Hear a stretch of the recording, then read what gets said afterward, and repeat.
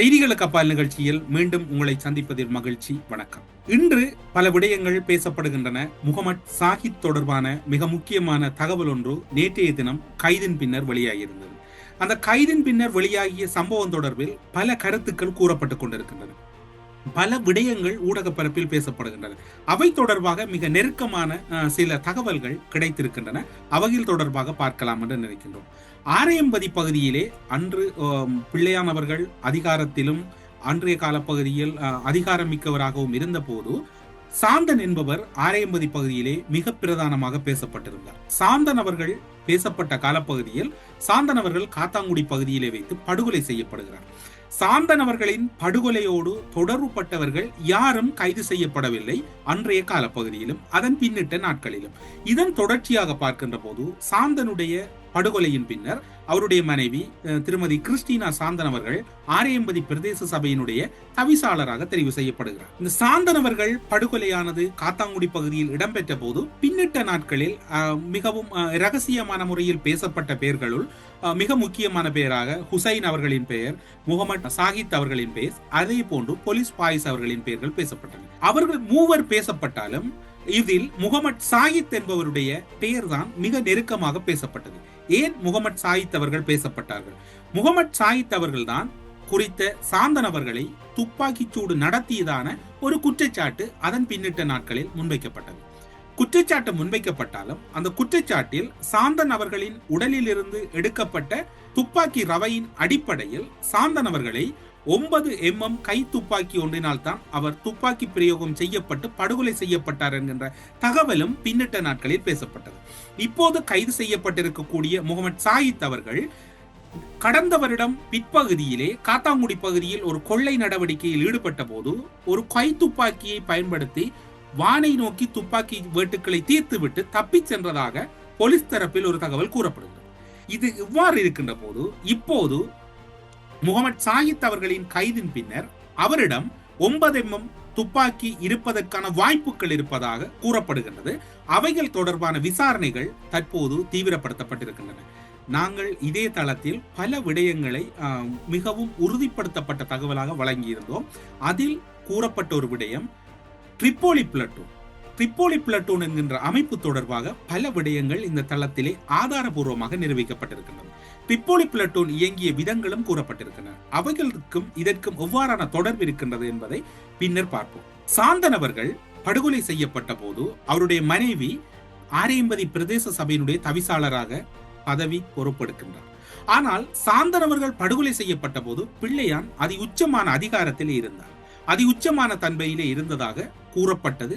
அந்த நெருக்கம் அவருக்கும் இவருக்கும் இடையில் இருந்தது. ஆனால் அவர் மரணிப்பதற்கு அல்லது துப்பாக்கி சூட்டுக்கு இலக்காவதற்கு 2 மாதங்களுக்கு முன்னர் பிள்ளையானுக்கும் ஆரையம்பதி சாந்தனுக்கும் இடையில் ஒரு விரிசல் வந்திருப்பதாக அவரோடு உள்ளகத்திலே இருந்த மிக நெருக்கமானவர்கள் இப்போது உறுதிப்படுத்தி இருக்கிறார்கள்.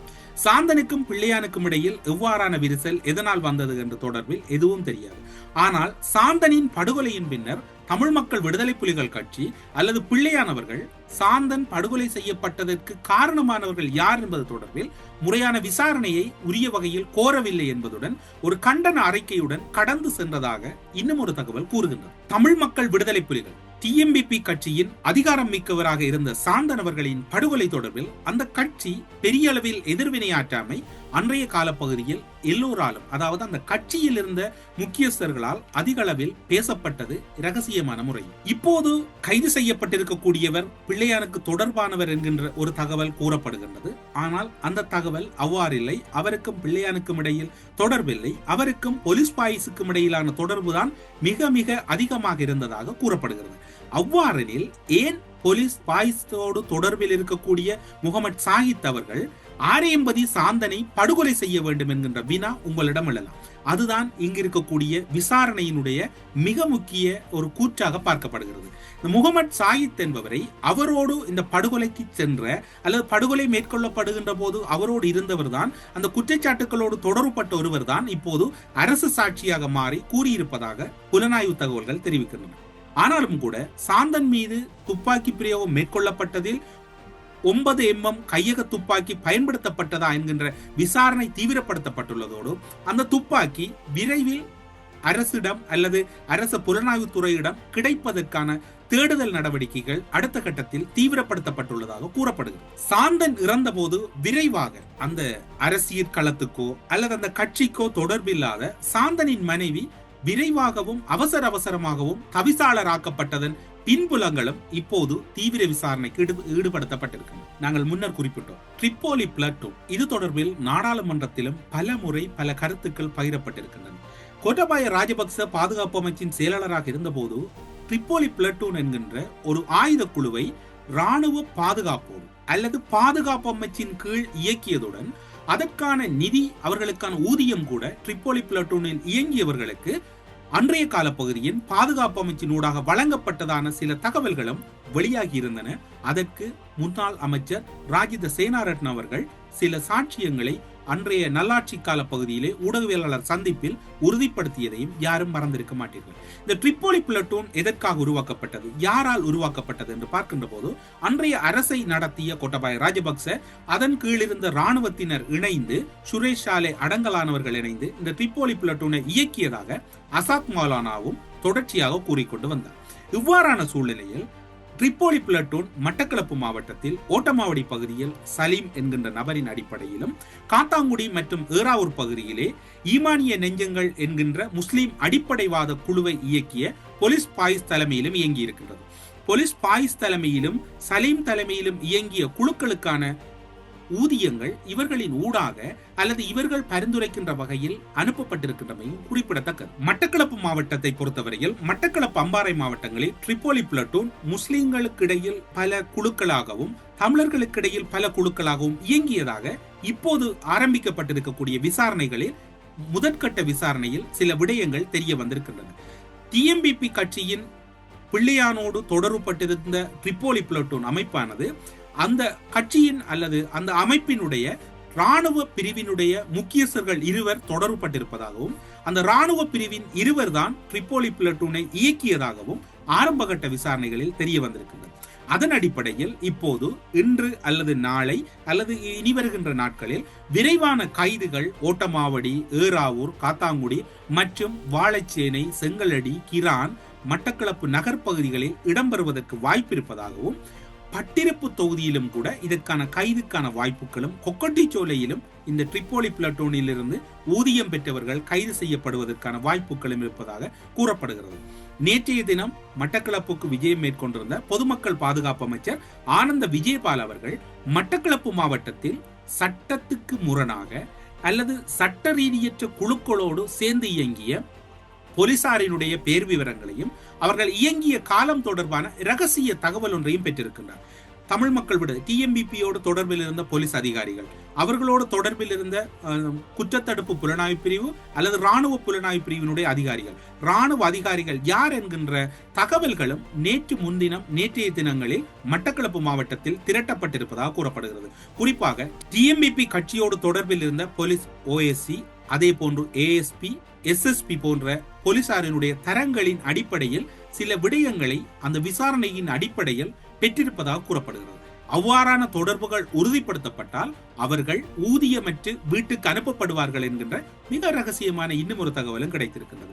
அது மட்டுமல்லாது நாங்கள் உங்களுக்கு குறிப்பிட்டிருந்தோம், இதே தளத்தில் 2 வாரங்களுக்கு பின்னர் பல போலீஸ் அதிகாரிகள் பதவியில் இருந்து நீக்கப்படுவார்கள், பலர் மீது நடவடிக்கைகள் எடுக்கப்பட இருக்கின்றன, பலர் மீது நடவடிக்கைகளுக்கான கோப்புகள் தயார் நிலையில் இருப்பதாக இப்போது தெரிவு செய்யப்பட்டிருக்கக்கூடிய போலீஸ் மா அதிபருக்கும் வழங்கப்பட்டிருக்கக்கூடிய உத்தரவு விடயங்கள், அதாவது போலீஸ் திணைக்களத்திலே ஊழல் மற்றும் நாசகார வேலைகள், ஆயுத குழுக்களோடு தொடர்பில் இருந்த கடந்த காலங்களில் தொடர்பில் இருந்தவர்களின் விவரங்களை கேட்டிருக்கின்றார்கள். அந்த விவரங்கள் கிடைத்தவுடன் அவர்கள் ஓய்வூதியத்துக்கு சென்றிருந்தால் ஓய்வூதியம் நிறுத்தப்படுவதற்கு வாய்ப்பு இருக்கின்றது.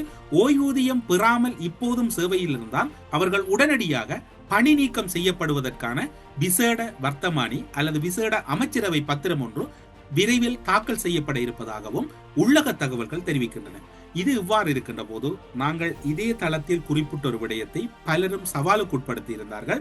அசாத் மௌலானாவை அழைத்து வருவது சாத்தியமில்லை, அது அழைத்து வரப்பட மாட்டாது. இந்த உயிர்த்த ஞாயிறு தாக்குதல் தொடர்பான மேலதிக தகவல்களை வழங்கி ஒரு பெரிய சாட்சியாக அரசுக்கு இருக்கக்கூடியது. இந்த அசாத் மௌலானா தொடர்பில் ஒரு முக்கியமான கருத்தை நலிந்த ஜேதிச கூறுகின்றார். அண்மையிலே நாடாளுமன்றத்திலே கருத்தினை முன்வைத்த பொதுமக்கள் பாதுகாப்பு அமைச்சர் ஆனந்த விஜயபால் அவர்களும் அசாத் மௌலானாவை அழைத்து வருவதற்கான ராஜதந்திர ஏற்பாடுகள் செய்யப்பட்டுக் கொண்டிருக்கின்றன, ராஜதந்திர முறைகள் கையாளப்பட்டுக் கொண்டிருக்கின்றன, விரைவில் அவருடைய ஒத்துழைப்பு கிடைக்கும் என்று கூறினார்.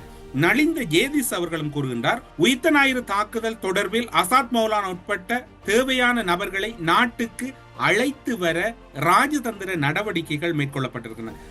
இதில் ஒரு வரியை அவதானிக்க வேண்டும். அசாத் மௌலானா உட்பட இன்னும் பலர் இருக்கின்றார்கள். நீங்கள் தேடுகிறீர்கள் தானே, இப்போது இருக்கக்கூடிய பலரை ஏன் இவர்கள் கைது செய்யவில்லை என்று இப்போது கூறுகின்றார். அசாத் மௌலானா உட்பட பலரை அழைத்து வருவதற்கான ராஜதந்திர ஏற்பாடுகள் செய்யப்படுகின்றன. ஒரு மாதங்களுக்கு முன்னர் ஆனந்த விஜயபால் அவர்கள் நாடாளுமன்றத்திலே உறுதிப்படுத்திய தகவலை இப்போது அமைச்சர் விமல் ரட்நாயக் அவர்களும் உறுதிப்படுத்தி இருக்கின்றார். அப்படி பார்க்கின்ற போது விரைவில் அசாத் மௌலானா இலங்கைக்கு அழைத்து வருவதற்கான காரணங்கள் உறுதிப்படுத்தப்பட்டிருக்கின்றன என்றுதான் கூறப்படுகிறது. காரணம் என்னவென்று சொன்னால், தற்போதைய அளவில் சர்வதேச அளவிலும் மிக முக்கியத்துவம் பெற்றிருக்கக்கூடிய உயிர்த்த ஞாயிறு தாக்குதலின் சூத்திரதாரிகளை சட்டத்தின் முன் நிறுத்தி தண்டிக்க வேண்டிய கடப்பாடு இருக்கின்றது. ஒருவேளை அதற்கிடையில் இந்த பின்னணியில் மிக முக்கியமாக செயற்பட்ட மிக முக்கியமான ஒரு சர்வதேச நாடு அனைத்தையும் குழப்புவதற்கு இப்போது இருக்கக்கூடிய ஆட்சியாளர்களுக்கு இடையில் குழப்பத்தை ஏற்படுத்துவது அல்லது ஆட்சியாளர்களுக்கு எதிராக எதிர்கருத்துக்களை கூறுகின்ற வகையில் எதிர்கட்சியில் இருக்கக்கூடியவர்களை வழிநடத்துகின்ற வேலையினை கொழும்பில் இருக்கக்கூடிய ஒரு தூதரகம் மேற்கொண்டிருக்கின்றது. அந்த தூதரகத்தில் இருக்கக்கூடிய அதிகாரிகள் எதிர்கட்சியில் இருக்கக்கூடிய நாடாளுமன்ற உறுப்பினர்களை தினமும் மாலை நேரத்திலே சந்தித்து எவ்வாறு செயற்பட வேண்டும், எவ்வாறு இந்த அரசின் பலவீனங்களை வெளிப்படுத்த வேண்டும், இந்த அரசை எப்படி குழப்ப வேண்டும் என்கின்ற தகவல்கள் வழங்கப்பட்டிருக்கின்றன. காரணம் என்னவென்று சொன்னால், ஒருவேளை அசாத் மௌலானா இலங்கைக்கு அழைத்து வரப்பட்டால் இந்த விசாரணை, உயிர்த்த ஞாயிறு தாக்குதல் தொடர்பான விசாரணை ஒரு கட்டத்தை தாண்டி எல்லை தாண்டி போகுமாக இருந்தால் அதன் பின்னணியில் இயங்கிய நாடு, அந்த நாட்டுக்கு இதன் மூலம் கிடைத்த நலன் என்கின்ற விடயங்கள் வெளிவருகின்ற போது அது பெரும் ஆபத்தாக மாறும் என்பதனால் இப்போது அந்த நாட்டினுடைய தூதரகம், கொழும்பில் இருக்கக்கூடிய தூதரகம் பதட்டத்தில் இருப்பதாக கூறப்படுகிறது. பிள்ளையான், அசாத் மௌலானா இன்னும் பலருடைய விசாரணைகள் தீவிரப்படுத்தப்பட்டு சுரேஷ் ஆலே, குற்றச்சாட்டுகளோடு தொடர்புபட்ட சுரேஷ் ஆலே அவர்களின் கைதுகள் அடுத்தடுத்து நிகழலாம் என்றும் பலரும் கூறுகின்றார்கள். ஆனால் அவை தொடர்பாக பாதுகாப்பு தரப்பினர் உறுதிப்படுத்தவில்லை. ஆனாலும் கூட அவருக்கான பயண தடை, அவர் விமான நிலையத்தை விட்டு வெளியேறாதவாறு அவருக்கான தடை விதிக்கப்பட்டிருக்கிறது. இவ்வாறான சூழ்நிலையில் இன்னும் ஒரு விடயம் மிக முக்கியமாக பேசப்படுகிறது. ஜோசப் பரராஜசிங்கம் படுகொலை செய்யப்பட்ட பின்னர் ஜோசப் பரராஜசிங்கத்தை துப்பாக்கி சூடை நடத்தியது தான், அந்த துப்பாக்கி தன்னிடம் இருப்பதாக அன்றைய காலப்பகுதியில் ஆரியம்பதி சாந்தன் என்று குறிப்பிட்ட காத்தாங்குடியிலே படுகொலை செய்யப்பட்ட சாந்தன் அவர்கள் ஜோசப் பரராஜசிங்கத்தின் மீது துப்பாக்கி பிரயோகம் மேற்கொண்ட கைத்துப்பாக்கி தன்னுடனே எடுத்து திரிகின்ற ஒரு போக்கு இருந்தது. அந்த கைத்துப்பாக்கியின் மர்மம், அந்த கைத்துப்பாக்கி யாரால் வழங்கப்பட்டது? ஒருவேளை காத்தாங்குடியில் ட்ரிப்போலி பிளட்டூன் சார்பில் குறித்த தாக்குதல் நடத்தப்பட்ட போது முகமது சாயித் அவர்கள் சாந்தனை படுகொலை செய்துவிட்டு அந்த கைத்துப்பாக்கியும் எடுத்து சென்றிருக்கின்றார். இப்போது முகமது சாயித் அவர்களிடம் 2 துப்பாக்கிகள் மீட்கப்பட வேண்டியிருக்கின்றன. சாந்தனை படுகொலை செய்த 9mm துப்பாக்கி, கை துப்பாக்கி, அதே போன்று சாந்தன் படுகொலை ஜோசப் பரராஜசிங்கத்தை படுகொலை செய்ததாக கூறிக்கொண்டு தன்னிடம் வைத்திருந்த கை துப்பாக்கி. இப்போது குற்றத்தடுப்பு புலனாய்வு பிரிவினர் முகமது சாயித்திடமிருந்து 2 கைத்துப்பாக்கிகளை மீட்கின்ற நடவடிக்கையில் ஈடுபட்டிருக்கிறார்கள். சாந்தன் அவர்களிடம் ஏன் இந்த துப்பாக்கியை மீட்க வேண்டும் என்று யார் உத்தரவிட்டது? அரசு தரப்பில் உத்தரவிட்டார்களா அல்லது வேறு யாரும் ஆயுத குழுக்கள் இதனோடு தொடர்புபட்டார்களா என்பதுதான் இப்போது இருக்கக்கூடிய தகவல். இந்த முகமது சாயித்தினுடைய கைதின் பின்னணியில் ஜோசப் பரராஜசிங்கத்தின் படுகொலையின் உத்தரவாளர் யார் அல்லது அந்த படுகொலைக்கு காரணமானவர் யார் என்கின்ற விடயம் வெட்ட வெளிச்சமாக தெரிய வரும். சாந்தன் படுகொலை செய்யப்படுவதற்கு 2 மாதங்களுக்கு முன்னர் பிள்ளையானுக்கும் அவருக்கும் இடையில் விரிசல் வந்திருக்கின்றது.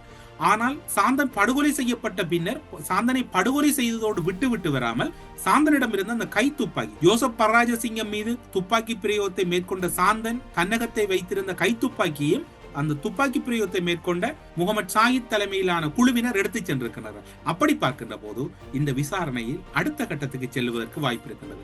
இலங்கையை பொறுத்தவரையில் இனிவரப்போகின்ற காலங்கள் மிக நெருக்கடியாக இருக்க போகின்றது. ஆயுத குழுக்கள், அதனோடு தொடர்பட்டவர்கள், ட்ரிப்போலி பிளட்டூன், அதனோடு தொடர்பட்டவர்கள், ஊதியம் பெற்றவர்கள் என்று பலர் ஆபத்தில் இருக்கின்றார்கள். இன்னும் பலருடைய நிலைமைகளும் மிக மோசமாக இருப்பதாக கூறப்படுகிறது. இந்த சமூகத்திலே நாங்கள் நல்லவர்கள் என்று கூறி தெரியக்கூடிய பலர் குற்றத்தடுப்பு புலனாய்வு பிரிவின் விசாரணையின் அடிப்படையில் இலங்கை புலனாய்வு அமைப்பிடமிருந்து ஊதியம் பெற்றிருப்பதான தகவல்களும் பெறப்பட்டிருப்பதாக கூறப்படுகிறது. ஒருவேளை இனி வருகின்ற நாட்கள் ஒரு கைதினுடைய உச்சமான நாட்களாக இருக்கலாம் என்று கூறப்படுகிறது. போலீஸ் பாய்ஸ் அவர்கள் ட்ரிப்போலி பிளட்டூனை இயக்குவதற்கான காரணகர்த்தாவாக யார் இருந்தார், அந்த அரசு கால பகுதியில் கோட்டாபாய ராஜபக்சவின் கீழ் இதனை இயக்கியவர்கள் யார் என்கின்ற விசாரணையும் இப்போது தீவிரப்படுத்தப்பட்டிருக்கின்றன. பொறுத்திருந்து பார்ப்போம். இனி வரப்போகின்ற நாட்களில் மட்டக்களப்பு மாவட்டம் மீண்டும் பல கைதுகளை நோக்கி நகரப்போகின்றது. இன்னும் ஓரிரு நாட்களில் ரகசிய கைதுகள் அதிக அளவில் இடம்பெறுவதற்கு வாய்ப்பு இருக்கின்றது. ஆனால் இன்னும் ஒரு தகவலும் கூறப்படுகிறது. இந்த கைதுகளின் பின்னணிகளை பார்க்கின்ற போது கைது செய்யப்பட்டிருக்கக்கூடிய தடுப்பு காவலில் இருக்கக்கூடிய பிள்ளையான், இனிய பாரதி மற்றும் தொப்பி மனா போன்றவர்களுடைய வாக்குமூலங்கள் அடிப்படையில் தான் இந்த கைதுகள் இடம்பெறுவதாக கூறப்படுது. அவ்வாறாயின் இப்போது வெளியில் இருக்கக்கூடிய பலருடைய பெயர்கள் கைது பட்டியலில் வந்திருக்கின்றன. எனவே விரைவில் அந்த கைதுகளும் அரங்கேறுவதற்கு வாய்ப்பு இருப்பதாக எதிர்பார்க்கப்படுகிறது என்கின்ற தகவலோடு இன்றைய செய்திகளுக்கு அப்பால் நிகழ்ச்சியிலிருந்து விடைபெற்றுக் கொள்கிறோம். நன்றி, வணக்கம்.